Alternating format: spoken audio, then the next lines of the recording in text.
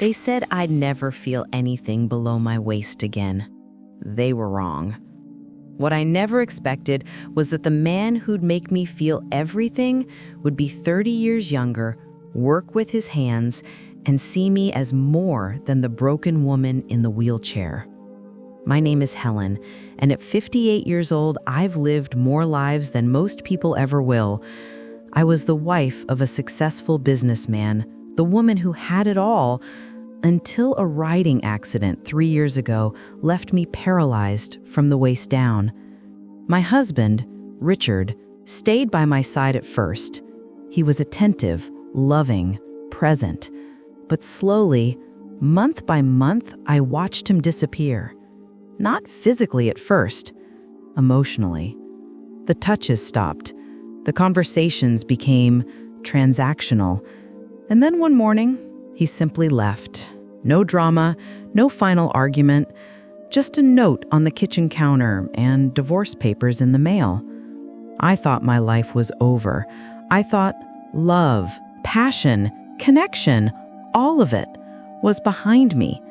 I moved to a quiet ranch where I could do equine therapy, the one thing that still brought me joy. And then he arrived, James, 30 years old, strong, kind, and completely unexpected. This is the story of how he changed everything. The day James walked onto my ranch, I barely noticed him. I was too focused on my own misery, too wrapped up in the prison of my own body and the ghost of my former life. My ranch manager, Tom, introduced him as the new hand, someone who'd be helping with the horses, maintenance, general work. I nodded politely from my wheelchair on the porch, gave him a weak smile, and wheeled myself back inside. Another employee, another face that would look at me with pity. But James was different from the start. He didn't stare at my wheelchair like it was a tragedy. He didn't speak to me in that overly gentle, patronizing tone that everyone else used, like I was made of glass, like my paralysis had somehow damaged my mind along with my legs. He looked me in the eyes, shook my hand firmly, and said, "Ma'am, Tom tells me you love these horses more than anything. I'd be honored to help take care of them for you." Something about the way he said it, the respect, the sincerity, caught me off guard. Over the next few weeks, I watched him work. James wasn't just good with horses, he was extraordinary. He moved with a quiet confidence, a natural understanding of these animals that you can't teach. He'd gentle a nervous mare with nothing but patience and soft words. He'd spend extra hours making sure every stall was perfect, every horse groomed and fed with care. He worked harder than anyone I'd ever employed, and he never complained, not once. I found myself wheeling down to the stables more often. At first, I told myself it was just to check on the horses, to make sure everything was running smoothly. But deep down, I knew the truth. I wanted to see him. I wanted to hear his voice, watch the way his muscles moved beneath his shirt as he lifted hay bales like they weighed nothing.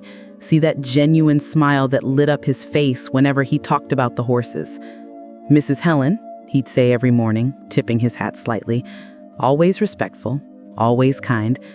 "Just Helen," I'd correct him, and he'd smile that made something flutter in my chest, something I thought had died 3 years ago on that terrible day. One afternoon, about a month after he'd started, I was struggling to position my wheelchair close enough to Dakota, my favorite horse, for our therapy session. The physical therapist hadn't arrived yet, and I was determined to at least touch Dakota's neck, feel that connection. But the ground was uneven, my wheels kept catching, and frustration burned hot in my throat.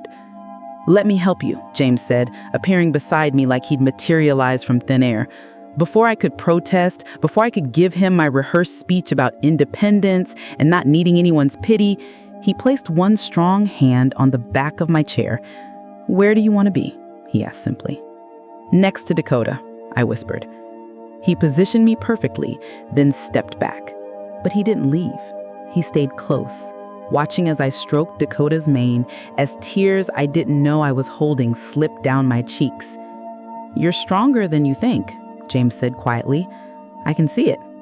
And for the first time in 3 years, I almost believed him. The turning point came on a Thursday afternoon in late September. The physical therapist had canceled, some family emergency, and I was devastated.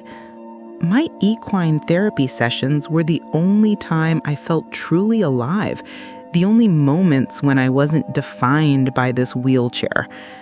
I sat on the porch, staring at the stables, fighting back tears of frustration. James found me there. He'd been working on the fence line, his shirt damp with sweat, dirt smudged across his forearm.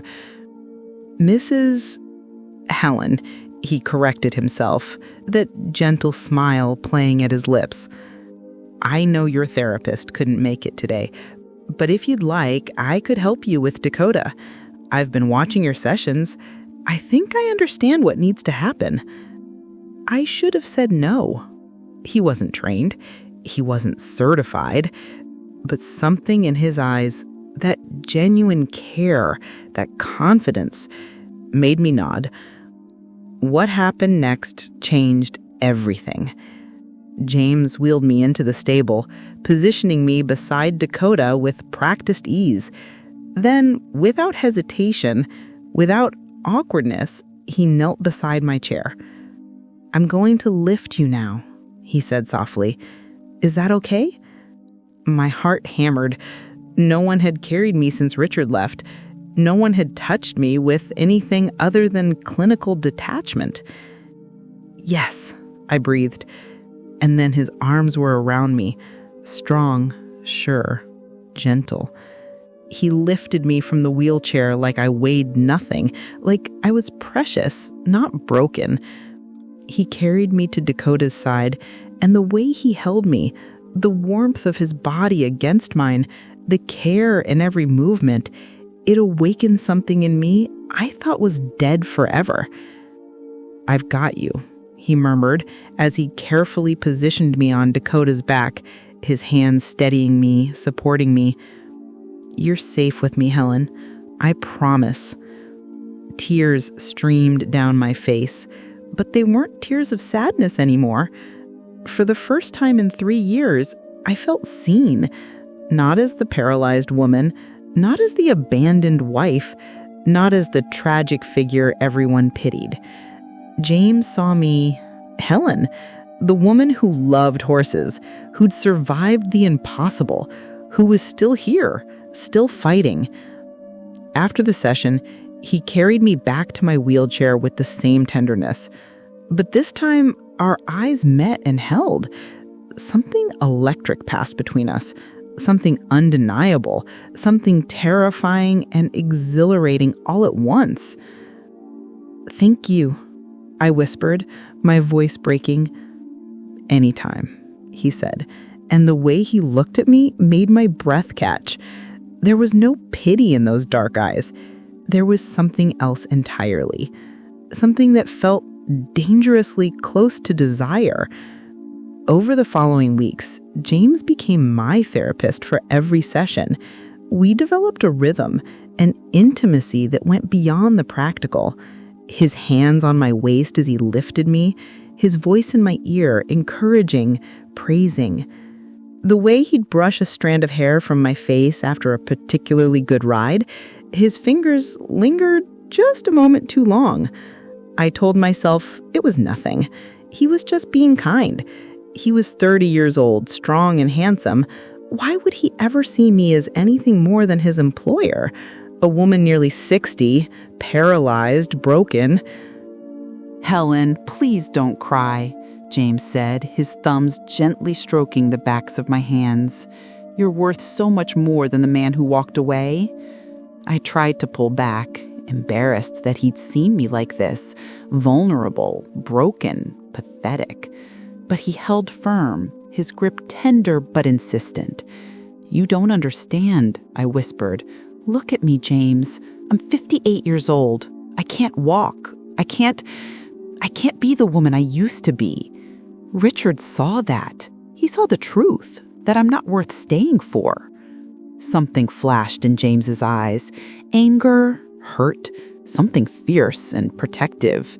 That man was a fool, he said, his voice low and intense, and he was blind. Because when I look at you, Helen, I don't see what you've lost. I see everything you are.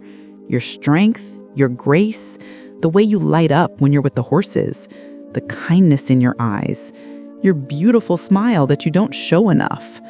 My breath caught. James. I know I shouldn't say this, he continued, moving closer, his face now inches from mine. I know all the reasons this is complicated. The age difference, the fact that I work for you, what people would say. But Helen, I can't keep pretending I don't feel what I feel. I think about you every moment of every day. When I lift you, when I hold you, it takes everything in me not to tell you how beautiful you are, how much I want to... He stopped himself, shaking his head. I'm sorry. I've said too much.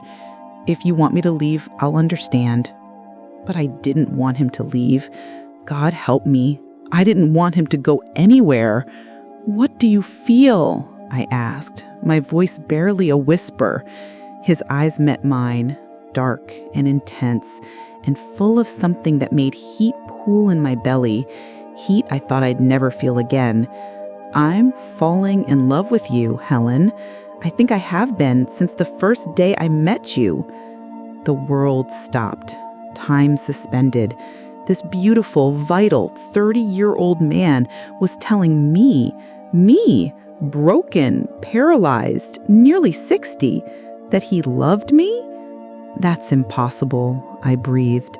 I'm twice your age. I'm in a wheelchair. You could have anyone. I don't want anyone, he interrupted, his hand moving to cup my face with heartbreaking gentleness. I want you, every part of you. Your mind that challenges me, your heart that survives so much, your spirit that refuses to give up. And yes, Helen, your body, the way you feel in my arms, the softness of your skin, the way you smell like lavender and hay and sunshine. Tears streamed down my face. I can't feel my legs, James. I can't give you everything a woman should. You can give me you, he said fiercely. That's all I've ever wanted. And Helen, there are so many ways to feel, to connect, to love. Ways that have nothing to do with what works or doesn't work. Ways I could show you if you'd let me. My heart was pounding so hard I thought it might burst from my chest. Every rational part of my brain screamed warnings. This was wrong, inappropriate, impossible. But my heart, my soul, every lonely, aching part of me was screaming something entirely different. Yes, yes, please, yes. Show me, I whispered. And then his lips were on mine, soft and sure and absolutely perfect. He kissed me like I was precious, like I was desired, like I was everything. His hand cradled my face, his other arm wrapping around my waist, pulling me closer.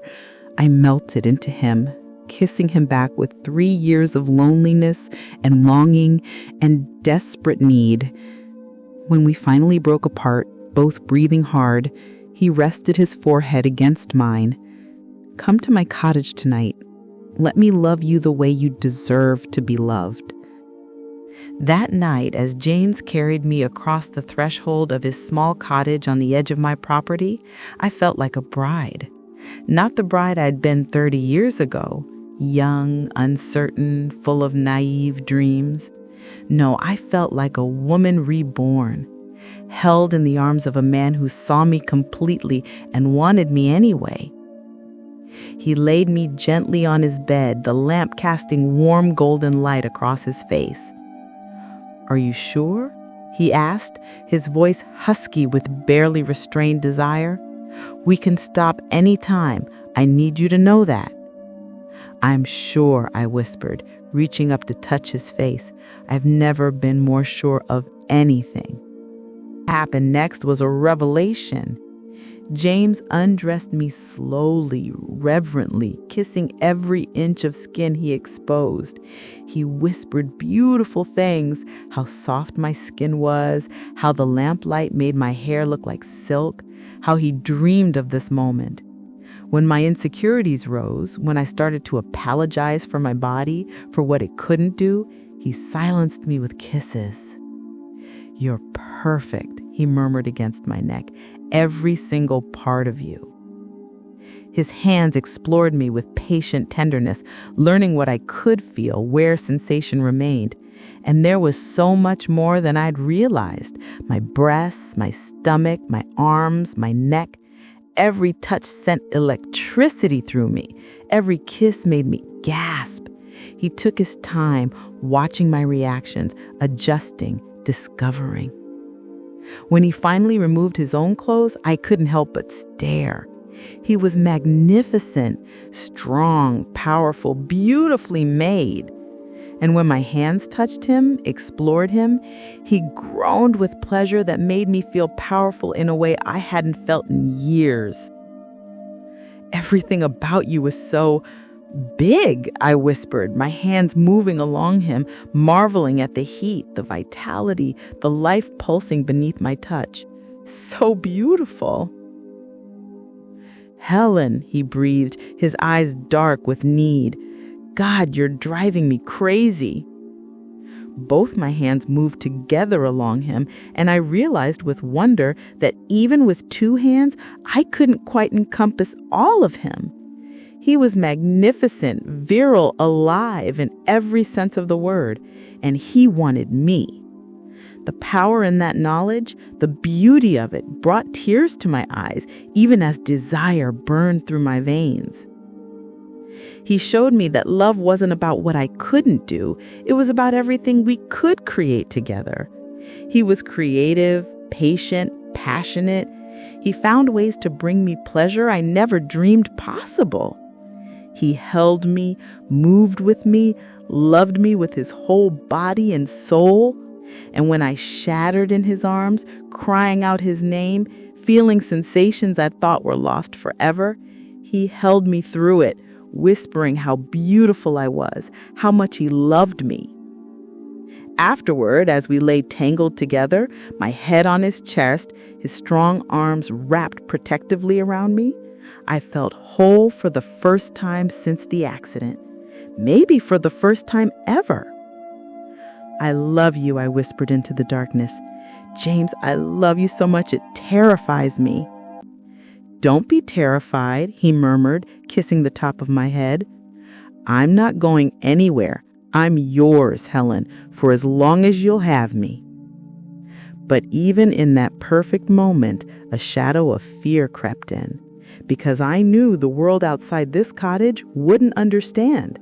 My friends, my family, society, they would judge us. They would say terrible things. They would assume he was using me, that I was a fool, that this love couldn't possibly be real. The storm was coming. I could feel it. But lying in James's arms, feeling more alive than I had in years, I decided I didn't care.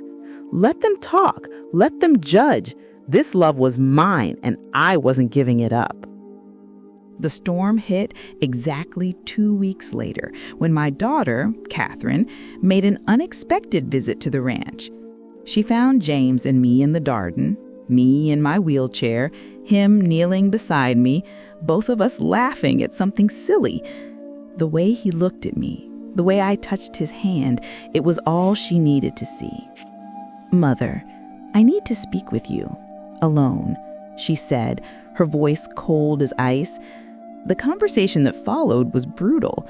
Catherine accused me of being delusional, of being taken advantage of embarrassing myself and our family. "He's after your money, Mom. Can't you see that? He's 30 years old. He's your employee, and he's..." She stopped herself, but I heard what she didn't say. The racial prejudice that lurked beneath her concern. "Say it," I challenged, steel in my voice I didn't know I still possessed. "Finish that sentence, Catherine." She had the grace to look ashamed. This isn't about race, it's about reality. What could he possibly see in a woman almost 60 years old who can't even walk? Her words were designed to wound, and they did. But then I thought of James's hands on my body, his whispered words of love, the way he made me feel beautiful and whole and alive. "He sees me," I said quietly. "The real me. Something your father stopped doing years before he left." Over the following months, the judgment came from every direction. My son called me foolish. Friends whispered behind my back. I overheard ranch hands speculating about what James could possibly want from the crippled old lady. The local community buzzed with scandal. The wealthy widow and her young black ranch hand. Some were cruel, some were racist. All of them were convinced they knew our story better than we did. There were moments I almost broke. Moments when the weight of everyone's disapproval nearly crushed me. Moments when I looked at James, so young, so vital, so full of life, and wondered if I was being selfish, if I was holding him back from the future he deserved. But then he'd hold me at night and whisper, "You're my future, Helen. You're everything I want." And slowly, something miraculous happened. The constant therapy, the love, the happiness, my body began responding in ways my doctors said were impossible. Sensations started returning to parts of my legs, tiny movements, nothing that would let me walk again, but enough to remind me that miracles came in many forms. The real miracle wasn't in my legs, though. It was in my heart. It was learning that love doesn't have an expiration date, that it doesn't care about age or race or what society thinks is appropriate. It was discovering that being vulnerable enough to love again, truly love, was the bravest thing I've ever done. James asked me to marry him on my 59th birthday, right there in the stables with Dakota watching. I said yes without hesitation. Will our life be easy? No. Will people continue to judge us? Absolutely. But I'm 59 years old, paralyzed, deeply in love with a man 30 years younger than me, and I've never been happier. I've never felt more alive. They said I'd never feel anything again. They were wrong about so many things. Because what I feel now, this love, this joy, this absolute certainty, is more powerful than anything I felt before the accident, before the wheelchair, before life taught me what really matters. Love doesn't need permission. It doesn't need society's approval. It just needs two hearts brave enough to say yes. And we said yes. Every single day, we choose each other. And that, I've learned, is the greatest miracle of all. And now, I want to speak directly to you. Yes, you on the other side of the screen who listened to this story until the very end. What did you think of Helen's journey? Did it touch your heart? Did it challenge what you believed about love, age, and second chances? The story is real. The names and locations have been changed to protect the privacy of those involved, but the emotions, the struggles, the beautiful love, all of it happened. Helen found courage when the world told her to give up. She found love when society said she was too old, too broken, too different. If this story moved you, if it made you believe that love has no expiration date, please subscribe to our channel, Real Hearts After 60. Hit that like button, share this video with someone who needs hope, and leave a comment telling us your thoughts.